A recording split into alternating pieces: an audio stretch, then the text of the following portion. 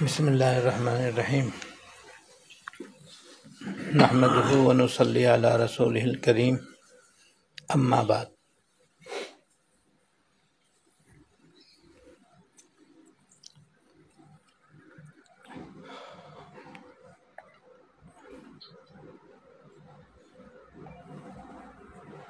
حضور صلی اللہ علیہ وسلم کا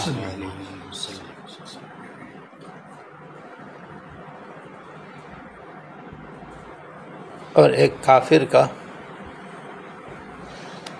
آپ کی خدمت میں حاضر ہو کر اسلام قبول کرنے کا واقعہ بیان کیا جاتا ہے۔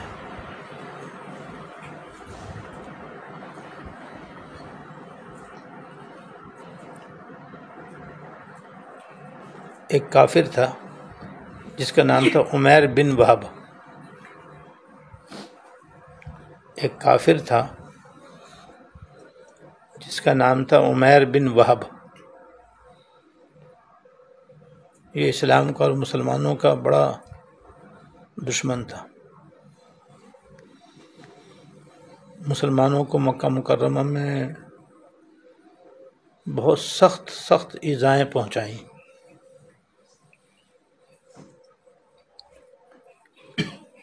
حضور صلی اللہ علیہ وسلم سے نفرت کرتا تھا،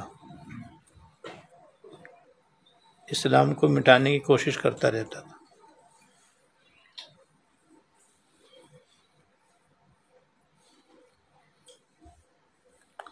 غزوہ بدر میں، جو اسلام کا پہلا غزوہ ہے،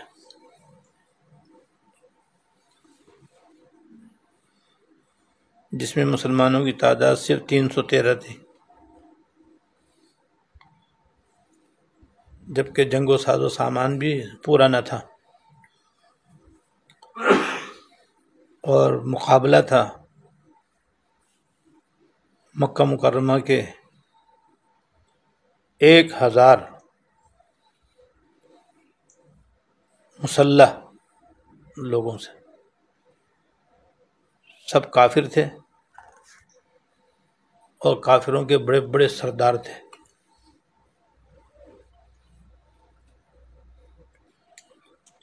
اللہ تعالیٰ نے حضور صلی اللہ علیہ وسلم کو فتح عطا فرمائی، اور کافروں کے بڑے بڑے 70 سردار قتل کر دیے گئے، اور ان کی لاشوں کو ایک کنویں میں پھینک دیا گیا۔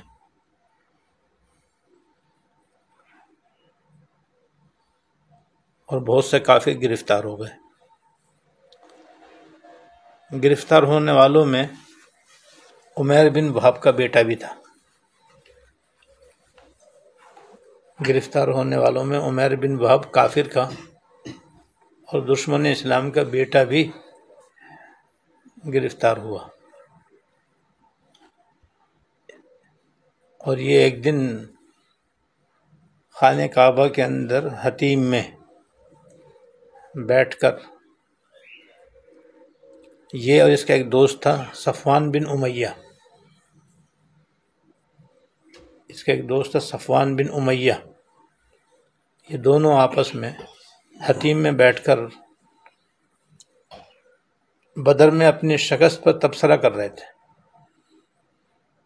حتیم میں بیٹھ کر غزوہ بدر میں اپنی شکست پر تبصرہ کر رہے تھے، اور صفوان بن امیہ کہنے لگا، یار اب تو زندگی کا مزہ ہی ختم ہو گیا، ہماری قوم کے بڑے بڑے 70 سردار مارے گئے،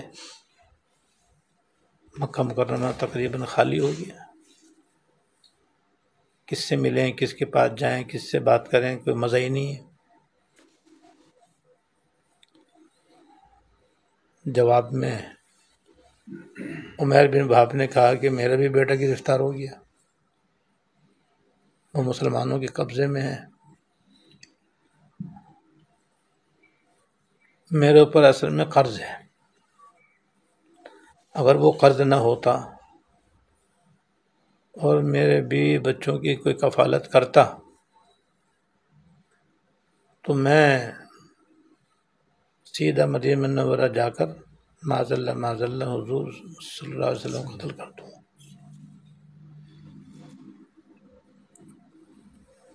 یہ سن کر صفوان بن امیہ بڑا خوش ہوا.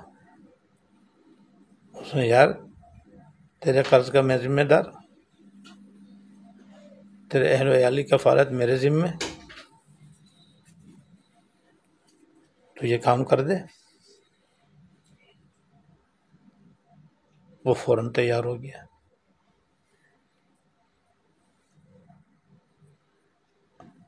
عمیر بن وہب فوراً تیار ہو گیا. اپنی شکست کا غصہ بھی تھا اور بیٹا گرفتار بھی تھا، اس لیے فوراً تیار ہو گیا. رکاوٹ یہی تھی کہ بھئی اگر میں وہاں گیا مارا گیا تو قرض کون دے گا، میرے بچوں کی کون دیکھ بھال کرے گا. وہ اس کے دوست صفوان بن امیہ نے ان دونوں باتوں کی ضمانت لے لی تو یہ ایک دم تیار ہو گیا اور زہر آلود ننگی تلوار لے کر کے یہ فوراً ہی مدینہ منورہ روانہ ہو گیا. اور مدینہ منورہ میں پہنچنے کے بعد جب مسجد نبوی قریب پہنچا تو حضرت عمر فاروق رضی اللہ تعالیٰ عنہ سے ملاقات ہو گئی اور وہ اتاڑ گئے. تم جانتے تھے یہ تو ہمارا پکا دشمن ہے. دشمن کو دیکھ کر وہ سمجھ گئے کہ کسی برے ارادے سے آیا ہے.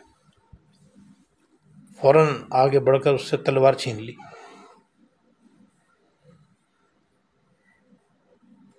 اور اس کو گھسیٹتے ہوئے حضور کے پاس لے آئے.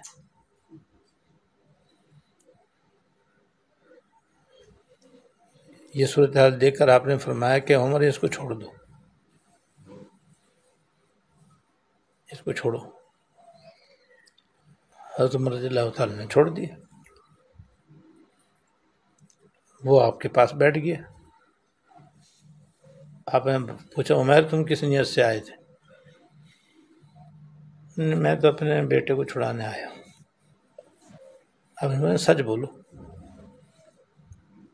یہ نہیں بس اسی خیال سے آیا تھا کہ میرا بیٹا آپ کے یہاں گرفتار ہے، کسی طرح اس کی رہائی ہو جائے.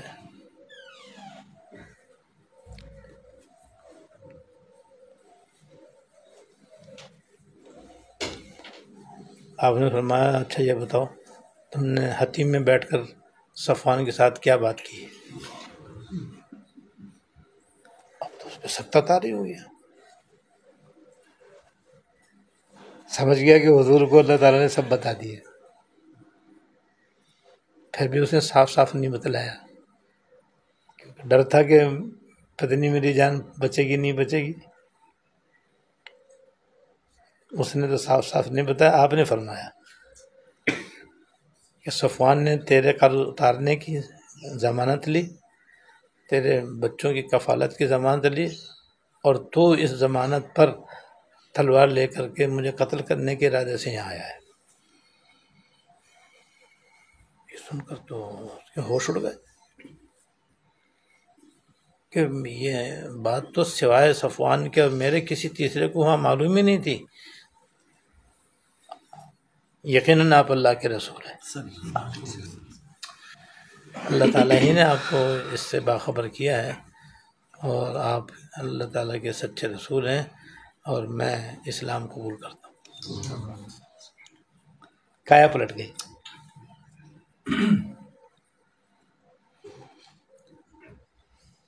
اور مسلمان ہو گئے. آپ نے اپنے صحابہ سے فرمایا کہ بھئی اپنے اس نو مسلم بھائی کو دین کی باتیں سکھاؤ بتاؤ. اور عمیر بن وہب نے حضور اور ان کا بیٹا ان کے حوالے کرو، یہ بھی آپ نے فرمایا ان کے بیٹے کو رہا کرو اور وہ ان کے حوالے کرو. انہوں نے حضور سے کہا کہ حضور میں الحمدللہ مسلمان ہوں.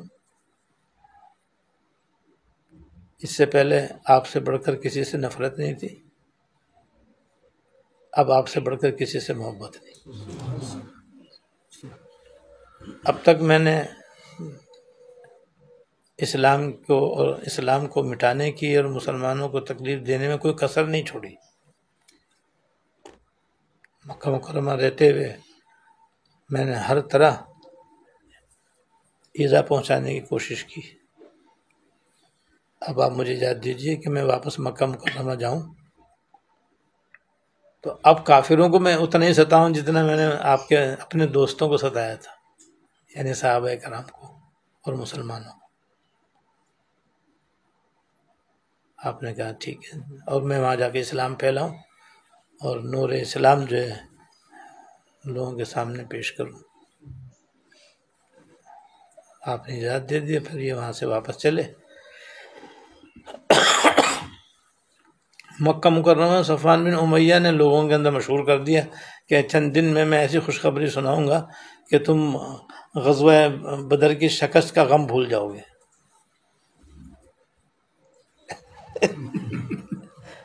سب لوگ بڑے منتظر تھے، جیسے یہ پہنچے تو انہوں نے جا کر کہا کہ بھئی اللہ کا فضل ہے، میں تو مسلمان ہو گیا۔ صفوان بن امیہ جو ہے وہ تو آگ بگولا ہو گیا، تو اس کو تو بڑا غصہ آیا، کیونکہ اس کی تو اب سوائے بدنامی کی ذلت کی کیا تھی کہ وہ خوشخبری ہی الٹ گئی۔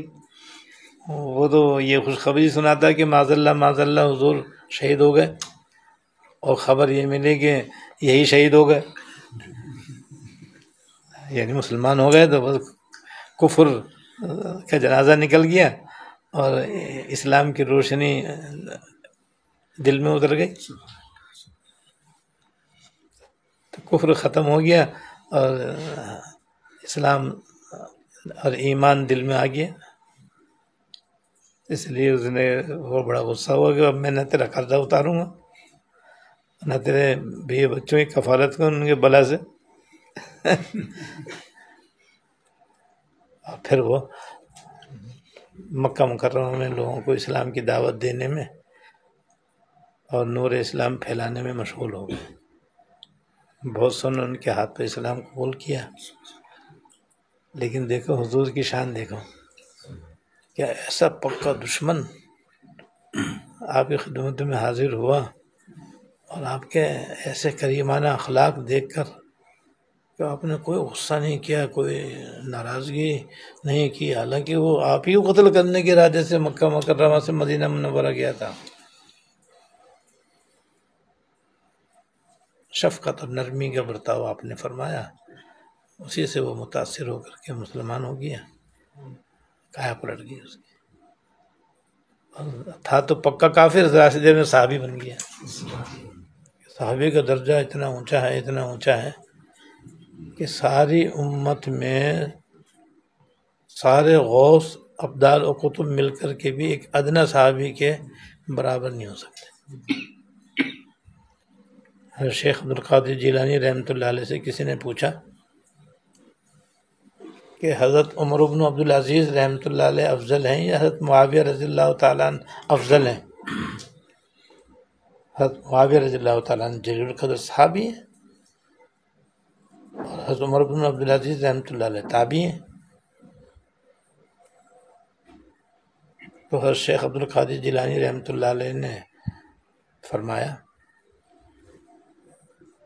کہ حضرت عمر بن عبدالعزیز رحمۃ اللہ علیہ کے جیسے 100 عمر بن عبدالعزیز ہوں،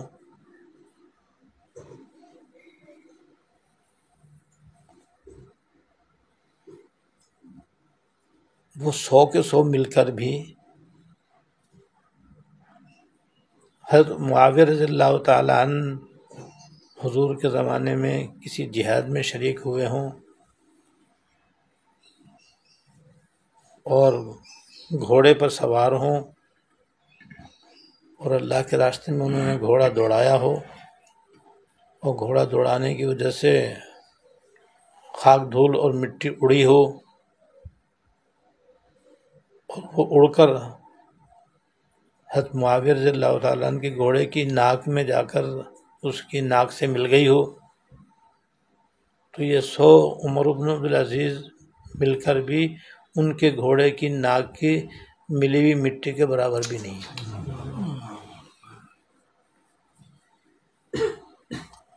میں ایک عمر عبدالعزیز کی بات کر رہا ہوں، ہم کہہ رہے ہیں 100 بھی مل کر ان کے برابر نہیں۔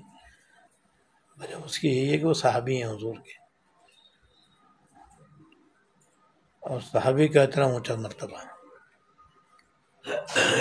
تو اسے کہتے ہیں کایا پلٹنا۔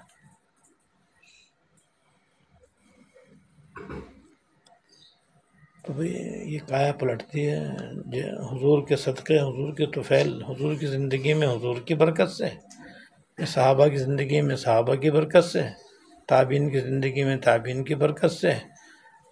اب یہ سلسلہ جو ہے ان کے جانشینوں میں منتقل ہے، جو اللہ کے متبع سنت، متبع شریعت، مخلص اللہ والے ہوتے ہیں، جو اخلاص سے ان کی خدمت میں جاتا ہے، ان کی بھی اسی طرح کایا پلٹتی۔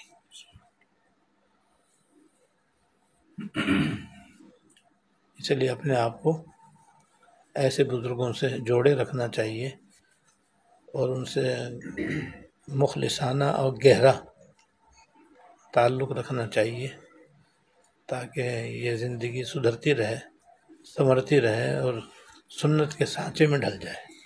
اللہ تعالیٰ توفیق عطا فرمائے۔ وآخر دعوانا الحمدللہ۔